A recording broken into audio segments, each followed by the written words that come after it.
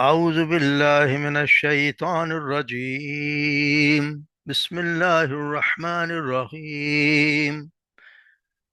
فكأي من قرية أهلكناها وهي ظالمة فيها خاوية فيها خاوية على أروشها وبئر معطلة وقصر مشيد. أفلم يسيروا في الأرض فتكون لهم قلوب يعقلون بها أو آذان يسمعون بها فإنها لا تعمى الأبصار ولكن تعمى القلوب التي في الصدور. يستعجلونك بالعذاب ولن يخلف الله وعده وإن يوما عند ربك كألف سنة مما تعدون. وكأن من قرية أمليت لها وهي ظالمة ثم أخذتها وإلي المصير. قل يا أيها الناس إنما أنا لكم نذير مبين. فالذين آمنوا وعملوا الصالحات لهم مغفرة ورزق كريم. والذين سعوا في آياتنا معاجزين أولئك أصحاب الجحيم. صدق اللہ.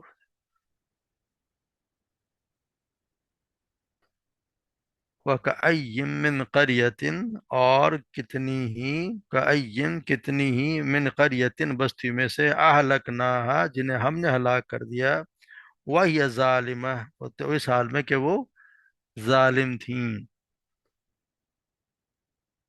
فَهِيَ خَاوِيَةٌ، اور وہ تھیں، اور وہ اپنے گری پڑی تھی، علی عروشہا، اپنی چھتوں پر، وبئر، اور کنویں، معطلۃ ویران کنویں، یعنی کہ بہت ناکارہ پڑے ہوئے کنویں، وقصر مشید، اور چوناگر یا پختہ محل، یہ پختہ عمارتیں. افلم یسیرو، پس بھلا کیا نہیں وہ انہوں نے سیر کیا، گھومے پھرے فی الارض زمین میں، فتکون لہم قلوب یعقلون بہا، تاکہ ہو جاتے پھر ان کے دل ایسے کہ پھر وہ ان سے سمجھتے، او آذان یسمعون بہا، یا ان کے کان ہوتے جو ان سے پھر وہ سنتے، فإنہا، تو بے شک وہ لا تعمل ابصار، اصل میں ابصار وہ اندھی نہیں ہوتی، آنکھیں حقیقت میں اندھی آنکھیں نہیں ہوتی، ولیکن تعمل قلوب التی فی الصدور، بلکہ اندھے وہ دل ہوتے ہیں جو سینوں میں ہیں. وَيَسْتَعْجِلُونَكَ، پر وہ آپ سے مانگتے ہیں، یا وہ آپ سے جلدی کرتے ہیں، بالعذاب، عذاب کے لیے. وَلَن يَخْلِفَ اللَّهُ وَعْدَهُ، اور ہرگز نہیں خلاف کرے گا اللہ اپنے وعدے کے. وَإِنَّا، اور بے شک، یومن، ایک دن، عند ربک، تیرے رب کے نزدیک، کألف سناتم، گویا کہ برابر ہے ایک ہزار سال کے، مما تعدون، اس کے جس کی تم گنتی کرتے ہو. وَكَأَيٍّ مِّن قَرْيَةٍ، اور کتنی ہی بستیاں ہیں، أَمْلَيْتُ لَهَا وَهِيَ ظَالِمَةٌ، کہ جنہیں ڈھیل دی میں نے انہیں، یہ وَهِيَ، جب کہ وہ ظالم تھیں، ثُمَّ أَخَذْتُهَا، پھر پکڑ لیا انہیں، أَخَذْتُهَا، میں نے پکڑ لیا انہیں، وَإِلَيَّ الْمَصِيرُ، اور وہ میری ہی طرف ان کا لوٹنا ہے. قُلْ يَا أَيُّهَا النَّاسُ، کہہ دیجئے کہ اے لوگو، انما، بے شک میں، در حقیقت میں، انا لکم نذیر مبین، میں تو تمہارے لیے واضح طور پر ڈرانے والا ہوں، متنبہ کرنے والا ہوں. فالذین آمنوا وعملوا الصالحات، بس وہ لوگ جو ایمان لائے اور جنہوں نے نیک عمل کیے، لہم مغفرۃ ورزق کریم، ان کے لیے ہے مغفرت اور اچھا اور عزت والا رزق. فالذین سعوا فی آیاتنا، اور وہ لوگ جنہوں نے صحیح کی فی آیاتنا معاجزین، ہماری آیات کو جھٹلانے کی یا کوشش کی انہوں نے، معاجزین عاجز کرنے کی، وہ والذین سعوا فی آیاتنا معاجزین اولئک سعوا، جنہوں نے کوشش کی ہماری آیات کو جھٹلانے کی، وہ ہیں اولئک سعوا، وہ دوزخ والے ہیں، جہنم میں بھڑکتی آگ والے جہنم والے ہیں، یعنی کہ ان کے خیال میں تھا کہ وہ عاجز کر دیں گے اللہ کو۔ تو یا ہم جیسے ہم پڑھا ہے کہ ہم پچھلی ہم اللہ تبارک و تعالیٰ نے یہاں پہ پچھلی قوموں کا جو گزری ان کا ذکر کیا، جیسے یہ پچھلی 7 اقوام تھے جن کا ذکر ہوا کہ وہ کثرت میں اور قوت میں تمام جو جتنے بھی قومیں تھیں ان سے بڑھ کر تھیں، ان کے علاوہ ان کے عہد میں اور بعد کے زمانے میں اللہ تعالیٰ ہی بہتر جانتا ہے کہ کتنی اور بھی قومیں گزری ہیں۔ ان سب کے متعلق اللہ تبارک و تعالیٰ اپنی عادت یہ بیان فرما رہے ہیں کہ پہلے انہیں مہلت دی جاتی ہے، پھر اگر وہ اس سے فائدہ اٹھا کر ایمان لے آئے تو خیر ہے، ورنہ پھر انہیں ہلاک کر دیا جاتا ہے۔ تو یہ ارشاد اسی لیے ہو رہا ہے کہ کتنی ہی بستیاں ہیں جنہیں ان کے ظلم اور کفران نعمت کی وجہ سے ہم نے ہلاکت اور تباہی کے گھاٹ اتار دیا۔ اب ان کا حال یہ ہے کہ ان کی چھتیں بوسیدہ ہو کر گرنے کے بعد ان کی دیواریں بھی ان پر گر پڑی ہیں، اور کتنے ہی کنویں ہیں جو کبھی آبادی کا مرکز تھے اور ان پر پانی لینے کے لیے آنے والوں کا تانتا بندہ رہتا تھا، اب اجاڑ اور ویران پڑے ہیں۔ عربوں کے یہاں اصل میں پانی کی قلت کی وجہ سے کنووں کا خصوصی طور پر ذکر فرمایا گیا، ویسے بھی عرب میں کنواں اور بستی قریب قریب ایک دوسرے کے ہم معنی ہیں۔ کسی قبیلے کی بستی کا نام لینا ہو تو وہ یہ کہتے ہیں کہ ما بنی فلاں، یعنی فلاں قبیلے کا کنواں۔ تو ایک عرب کے سامنے جب یہ کہا جائے کہ کنویں بیکار پڑے ہیں، تو اس کے ذہن میں فوراً یہ مطلب آئے گا کہ بستیاں اجڑی پڑی ہیں، یعنی وہ خود ہی سمجھ جائے گا کہ بستیاں، تو یہاں یہی بتایا گیا کہ کتنی ہی بستیاں اجڑ گئی ہیں، پھر یہ فرمایا کہ کتنے ہی مضبوط اور مضبوط چونے کے ساتھ مضبوط بنے ہوئے بلند و بالا اور محلات ہیں، یہ کتنی بڑی بڑی عمارتیں ہیں جن میں ہر وقت چہل پہل رہتی تھی، اور جن کی حفاظت کے لیے دن رات ہزاروں فوجیوں کا پہرا ہوتا تھا۔ اب ان پر کیا ہے، اب ان پر ان کا حالت یہ ہے کہ ویران پڑے ہیں، کوے چیلیں اور الوں کی حکومت ہے وہاں پہ۔ تو یہ اللہ تبارک و تعالیٰ کہتے ہیں کہ ان کو نظر نہیں آ رہی کہ ہم نے کس طرح ان کے سامنے روز ان کے تاریخیں پڑھتے نہیں، یا انہوں نے سنی نہیں ہے کہ باتیں کہ ان کے ساتھ ہم نے کیا کیا، جو ان سے کہیں زیادہ طاقتور تھیں، کہیں زیادہ طاقتور تھیں، کثرت بھی زیادہ تھی۔ پھر یہ بتایا فلم یسیر فی الارض فتکون لهم قلوب یعقلون بها، کیا پھر یہ عرب کے لوگ اصل میں، مجھے یہ کہا جائے کہ یہ گھومتے پھرتے نہیں ہیں زمین میں کہ ان کے دل جو ہے وہ ان کے دل جو وہ سمجھ کوئی عقل ان میں آ جائے، یا کوئی کان جو ہے وہ کوئی سننے کے لائق ہو جائے؟ کیونکہ عرب کے لوگ جو تجارت کے لیے تو دور دراز کو سفر کرتے تھے، چنانچہ گرمی میں وہ شام کی طرف جاتے تھے اور سردیوں میں یمن کی طرف جایا کرتے تھے، جس طرح سورہ قریش میں لیلاف قریش، تو اس میں یہی اللہ تعالیٰ نے ان پر اپنے انعام کا خاص طور پر ذکر کیا ہے۔ یمن کی قوم وہ تھی، عاد کا مسکن تھی، اور شام کے سفر میں یہ مدائن صالح اور قوم لوط کی تباہ شدہ بستیوں پر سے ان کا گزر ہوتا تھا۔ قوم لوط کے متعلق تو اللہ تعالیٰ نے یہ فرمایا وَإِنَّكُمْ لَتَمُرُّونَ عَلَيْهِمْ مُصْبِحِينَ وَبِاللَّيْلِ أَفَلَا تَعْقِلُونَ، کیا بلا شبہ تم یقیناً صبح جاتے ان پر سے گزرتے اور شام کو بھی، رات کو بھی، کیا تم سمجھتے نہیں ہو؟ یعنی کہ ان کے متعلق یہ فرمایا کہ قوم لوط اور قوم شعیب کہ یہ بے شک کہ دونوں بستیاں تو یقیناً تمہارے ظاہری راستے پہ موجود ہیں، اس کے باوجود یہ سمجھ نہیں آ رہا ہے ان کے کہ یہ کیا ہو رہا ہے روز سفر کے، تو کہا یہ جا رہا ہے کہ یہ سفر کرتے ہیں زمین میں چلے پھرے، نہیں ہے کہ مختلف قوموں کا آثار قدیمہ دیکھ کر ان کے دل جو ہے وہ عقل کرتے، کوئی نصیحت اور عبرت حاصل کرتے، یا لوگوں سے سن کر ہی عبرت حاصل کر دیتے۔ سفر کا مقصد تو اور فائدہ تو سوچنا سمجھنا عبرت حاصل کر رہا ہے، اور بے شک تم لوگوں نے ان سفروں میں آنکھوں سے بہت کچھ دیکھا اور کانوں سے بہت کچھ سنا ہوگا، مگر جب اس سے عبرت اور عقل حاصل نہیں کی تو سمجھو کہ تمہاری آنکھیں رکھنے کے باوجود تم اندھے، اور کان رکھنے کے باوجود تم بہرے ہو۔ یعنی کہ حال یہ ہے کہ اگر وہ کچھ دیکھ ہی نہیں رہے تو پھر وہ اندھے ہی ہیں، پھر تو پھر یہ ہے کہ جس طرح مثال دی جاتی ہے کہ جن نے کفر کیا اس شخص کی مثال جیسی ہے جیسے ان کو جانوروں کو آواز دیتا اور پکار اور آواز کے سوا کچھ بھی نہیں سنتے، بہرے ہیں، گونگے ہیں، اندھے ہیں، سب کچھ بھی نہیں سمجھتے، ہم سورہ بقرہ میں پڑھا ہے۔ تو ان کا جس طرح یہ ہے کہ گویا جس کا دل عقل سے خالی ہے، اس کی آنکھوں اور کانوں سے بھی اس کو کوئی فائدہ نہیں ہے۔ تو اسی طرح ہوتا ہے نا کہ جیسے آنکھ کے لیے تو یہ فرمایا کہ بینائی جیسے دو قسم کی ہوتی ہے، ایک آنکھوں کی بینائی ہے جسے بصارت کہتے ہیں، اور ایک دل کی بینائی ہے جسے بصیرت کہتے ہیں۔ اس طرح اندھا پن بھی دو قسم کا، ایک آنکھوں کا اندھا ہوتا ہے اور ایک دل کا اندھا ہوتا ہے۔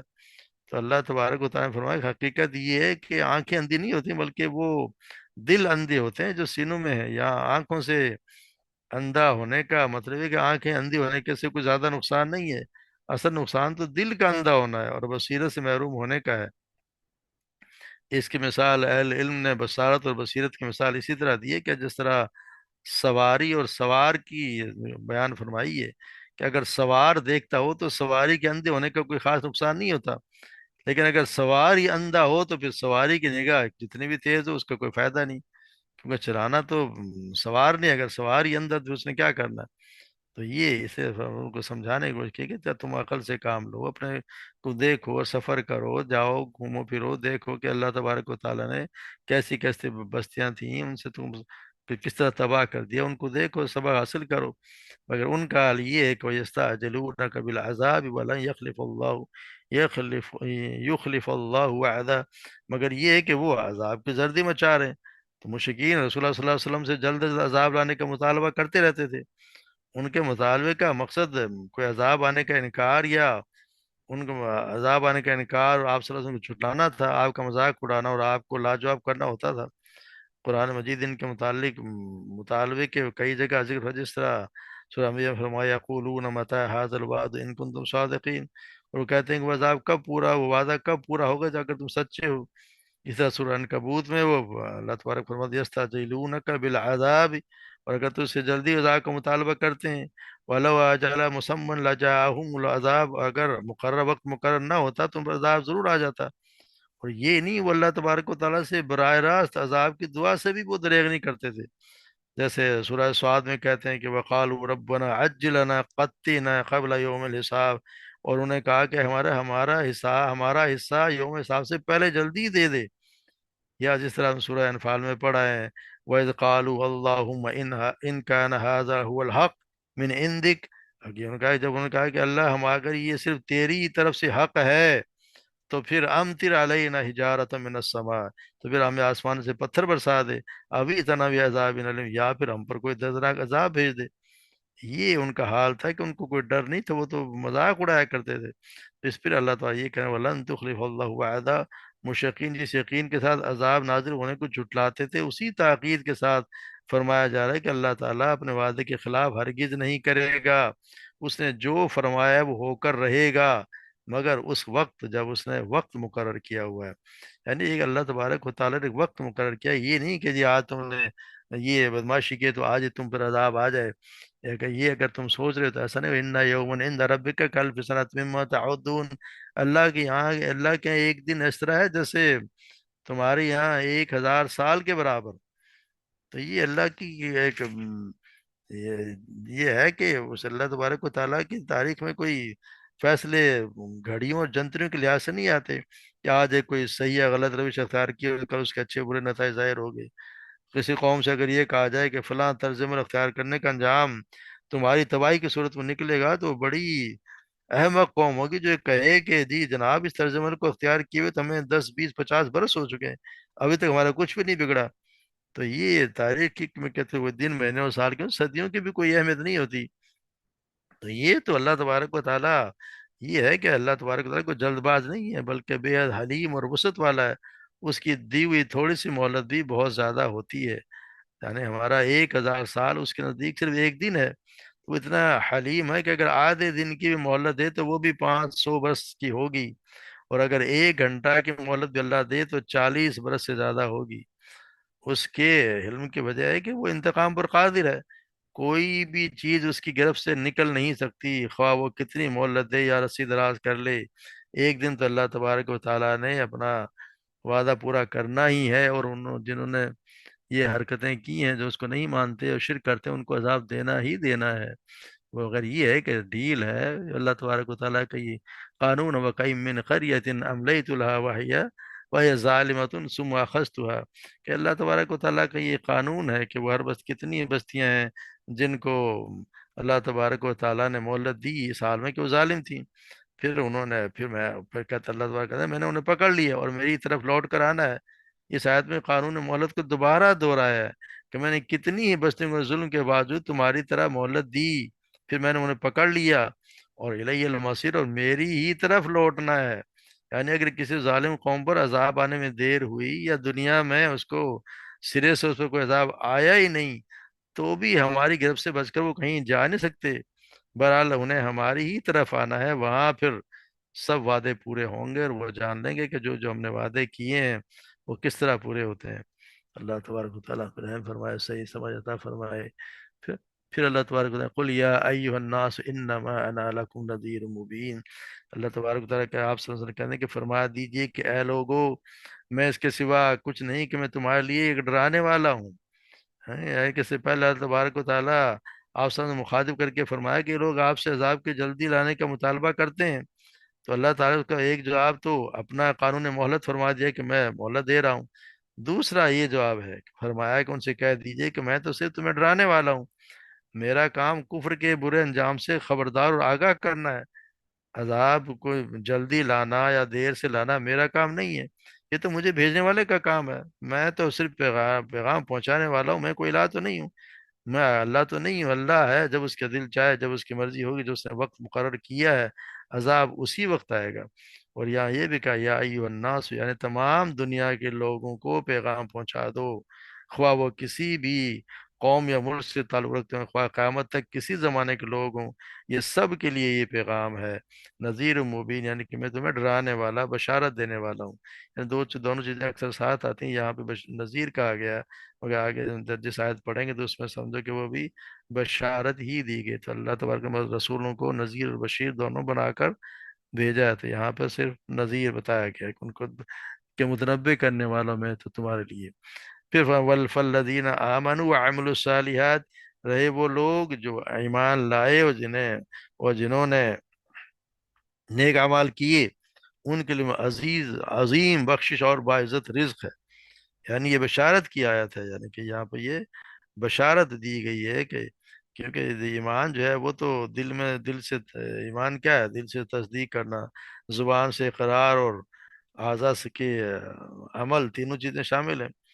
मगर जो नेक अमाल है उनका अलग जिक्र खास तौर पर ताकीद के लिए फरमाया था, क्योंकि उनमें अमूमन कोताही होती है। इंसान के ईमान भी होता है, जुबान से इकरार भी करता है, मगर अमल साले में कहीं कोताही होती है। इसलिए कह दिया गया कि वो लोग जो ईमान लाए और ईमान के साथ लाजमी शर्त ये लगा दी कि उन्होंने नेक अमाल किए। नेक अमल हम पढ़ते हैं बार बार कि नेक अमल वही होगा जो अल्लाह के बताए हुए तरह के हुक्म के मुताबिक, आप सल्लल्लाहु अलैहि वसल्लम की के सुन्नत के मुताबिक जो अमल किया जाएगा वो ही नेक अमल होगा। अपनी तरफ से किया होगा कोई भी अमल नेक नहीं होगा। तो उनके लिए है मगफिरत। एक तो अल्लाह तबारक व तआला ने फरमा दी कि उनके लिए मगफिरत है। मगफिरत का मुराद ये कि खताओं और कमजोरियों और लफ्ज़ों से अल्लाह तबारक व तआला चश्म पोशी कर लेंगे और दरगुजर कर देंगे। यानी उसके अमाल नामे में वो चीज़ें होती तो हैं, होंगी ज़रूर, मगर मगफिरत जैसे मुराद है कि अल्लाह तबारक उनके उनकी तरफ उनसे दरगुजर कर देंगे। समझो कि उससे कमजोरियों से अल्लाह तबारक दरगुजर फरमा दिए। और रिज्क करीम का के दो मतलब है, एक तो ये कि उम्दा रिज्क दिया जाएगा, दूसरा ये कि इज्जत के साथ बिठा कर रिज्क दिया जाए। यानी एक है इज्जत, तो इज्जत के साथ रिज्क दिया जाए तो वो रिज्क करीम है। तो अल्लाह तबारक व तआला भी हमें उन लोगों में शामिल करे जो वो लोग हैं जो अल्लज़ीना आमनु व अमिलुस्सालिहात लहुम मगफिरतुम। अल्लाह तबारक व तआला हमारी मगफिरत भी फरमा दे, यानी हमारे गुनाहों को माफ़ भी फरमा दे, बल्कि हमारे हिसाब से हमारे अमाल नामा से मिटा ही दे। अफवा, अफवत का मतलब ये है, इसलिए कहते हैं अल्लाह तबारक व तआला से आफियत मांग। आफियत का मतलब ये है अल्लाह तबारक व तआला किसी को आफियत देते हैं तो वो फिर उसके हिसाब से वो मिटा भी दिए जाते हैं। मगफिरत में ये कि वो उसमें रहते तो हैं, मगर अल्लाह तबारक व तआला उनकी उनकी पकड़ नहीं करता, उनसे चश्मपोशी कर लेता है। अल्लाह तबारक व तआला हमें माफ़ भी फरमाए और हमें रिज़्क़ करीम अता भी फरमाए। अल्लाह तबारक व तआला हम सब पे रहम फरमाए, हमारे वालिदैन पे, हमारे बहन भाइयों पे, हमारे असातिज़ा को, सबको अल्लाह तबारक व तआला जन्नतुल फिरदौस में जगह अता फरमाए। वमा अलैना इल्लल बलाग।